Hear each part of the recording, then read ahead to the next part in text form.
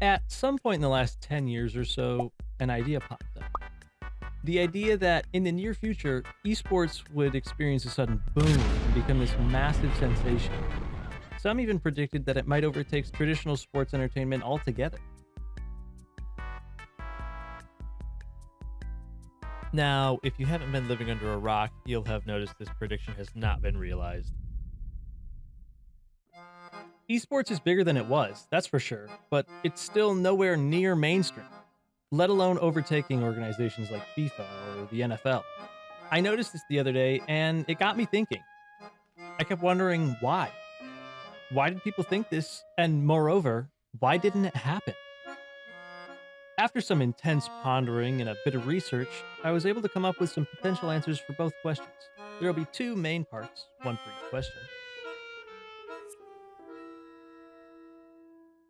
The first question I asked during my thinking was, why did people expect esports to explode and become this massive sensation?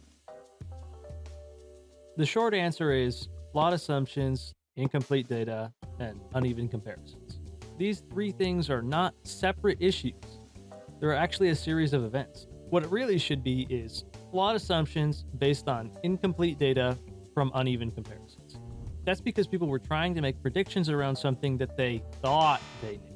Many people thought esports existed in the same way as traditional sports, and thus they compared the two. Then, by making these comparisons, they had data from the traditional sports contrasted with the data of esports, and it made it seem like esports were going to explode, overtake the sports entertainment industry. However, they assumed incorrectly. Esports aren't the same as traditional sports. I'm not just saying that out of personal bias. They really just don't work the same way at almost every level. Esports and T sports, at their core, function the same way. Players competing in a regulated match of a game in order to win. Simple enough. Outside of that core concept, they start to differ. One of the largest and most apparent differences is the accessibility gap. One of the reasons why watching T sports is so popular is because fans of the sport can't play it as easily as they can watch it. For video games, the situation is quite different. It's nearly the same amount of effort, and in some cases, even less effort to play the game than to watch it. I'll talk about this more in the second section of the video, but it's worth mentioning now for how it contributed to the overhyping. Another thing that came to mind is the fact that to many people who don't or didn't play video games, it might have looked like video gaming just kind of exploded over the course of a few years. And there's a reason for this. The reason is exposure. You see, up until the mid to late 2000s and the early 2010s, video games were something that, for the most part, you could only experience by actually playing the games themselves. This was the case until certain platforms came about which facilitated the recording and sharing of gameplay, namely YouTube and Twitch. These platforms, along with a few other factors like improvements in internet accessibility and mobile technology, allowed for people to experience video games to some degree, regardless of where they were and what equipment they had. Now, to people who already played video games, this probably just seemed like a cool new development in one of their favorite hobbies that allowed them to share their games with other people and other players. However, to people who didn't play video games, I expect this sort of seemed like these newfangled video games just came out of nowhere. Okay, that's a bit of an exaggeration. I was quite young at the time, but I have to imagine most people had at least heard of video games, and many people had played them. However, I don't imagine they were quite as omnipresent as they are now. Nowadays, you can watch and play video games on so many different devices.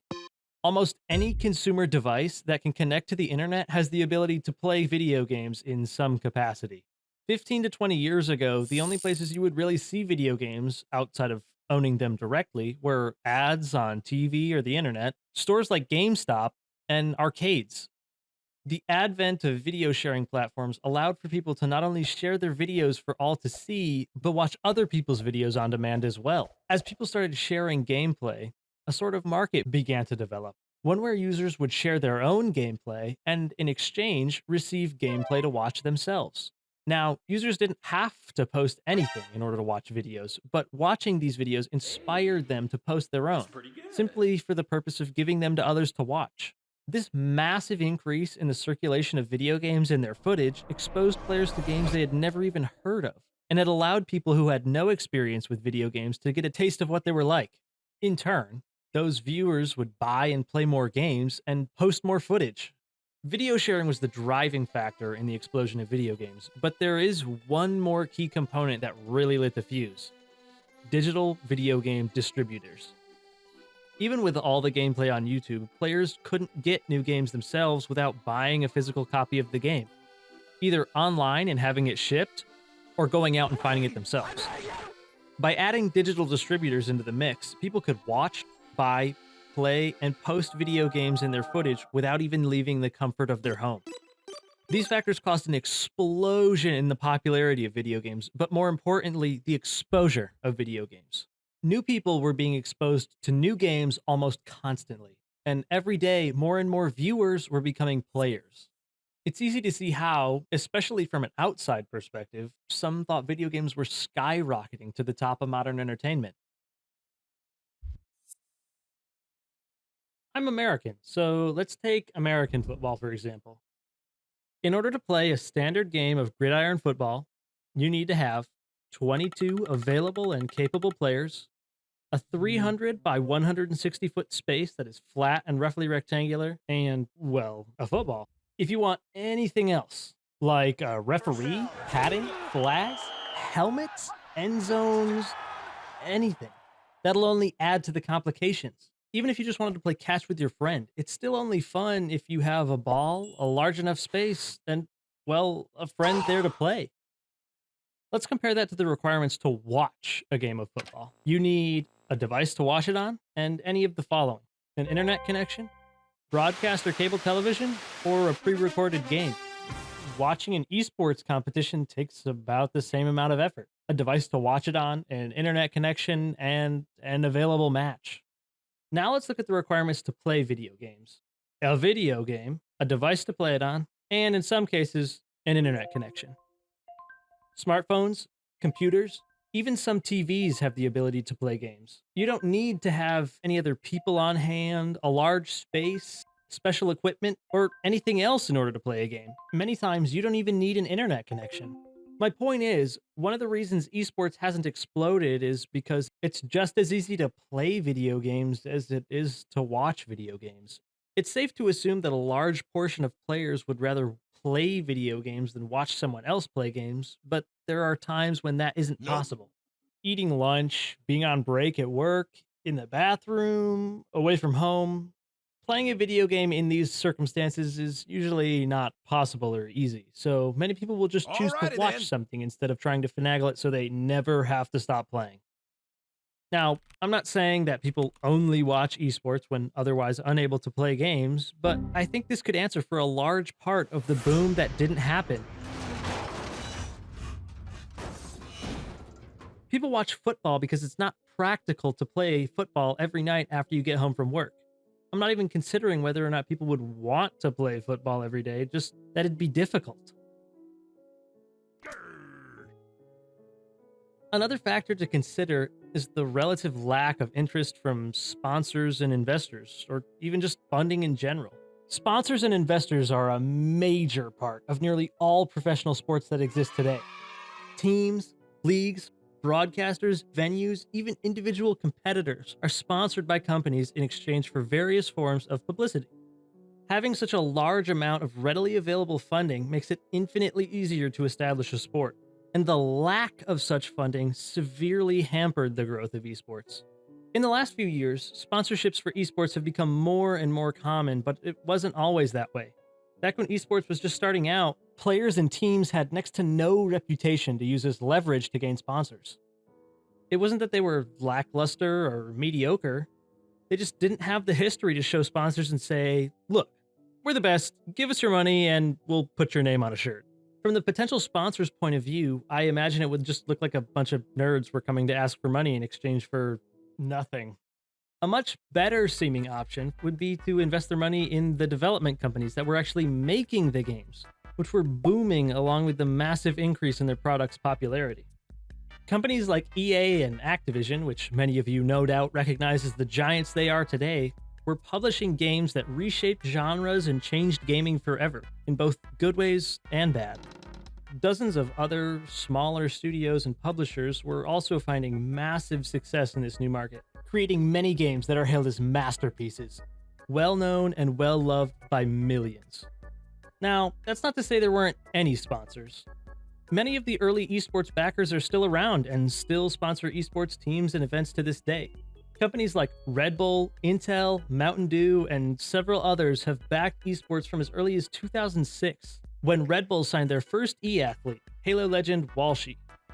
However, even with the support of such big labels, there still wasn't nearly enough funding to start fully formed leagues like there are in traditional sports. At least, not at first.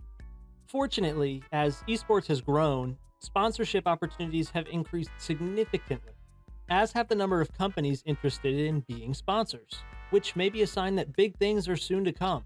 The last major factor I want to talk about is dispersion of the player base, or more accurately, the viewer base. In T-sports, many of the major sports leagues today were started decades ago, with some of them being over a century old. They've been around for not only a long time, but a lifetime. Multiple generations have come and gone since the advent of these leagues, and they've become ingrained in modern society. One of the reasons they've stuck around for so long is that for a long time there weren't a ton of options in any given place. Most of these sports started as regional pastimes and spread throughout their country or continent of origin, but didn't initially spread much further than that. With relatively few sports to choose from, most people just picked one from the most popular sports in their region. As their popularity grew, so did their competitive scene, eventually culminating in the very first professional leagues. But the lack of options early on meant that potential players only had a few choices.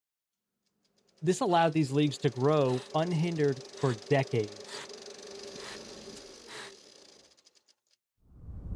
Esports, on the other hand, are in the exact opposite situation. With video games being virtual by nature, their development, distribution, and usage is significantly easier than that of almost any physical activity. Like I mentioned earlier, online distributors made it possible for players to find and play new games without ever having to get up from their computer, much less leave their homes. This means nearly every video game is available to nearly every player at all times, pretty much right from the start. Having so many different options means that support or interest from players was divided between dozens and dozens of games, many of which were PvE or co-op games, where you don't compete against other players and can't really have an esports presence. With relatively little support behind any given game, esports struggled to form any kind of competition or entertainment that would universally attract viewers. Think back to what I said earlier about people wanting to play a game instead of watching one. Why would they go watch a game that they don't even like when they could play the game they do like? While esports has certainly made significant strides in popularity, it hasn't yet achieved the massive level of mainstream success that some had anticipated. Aside from the issues I talked about earlier, several other factors play a part in the growth, or lack thereof, of esports. Lack of a unified governing body or organization, rapid technological advancements, and an ever-changing media, cultural skepticism, and inconsistent recognition as a legitimate sport, among other issues. However, the future of esports remains promising. The very first Esports World Cup is happening as I'm making this video, and there's no telling what will come as a result. As the industry continues to evolve and address these challenges, there is potential for esports to reach the heights that many have envisioned. The journey of esports is far from over, and only time will reveal its true potential.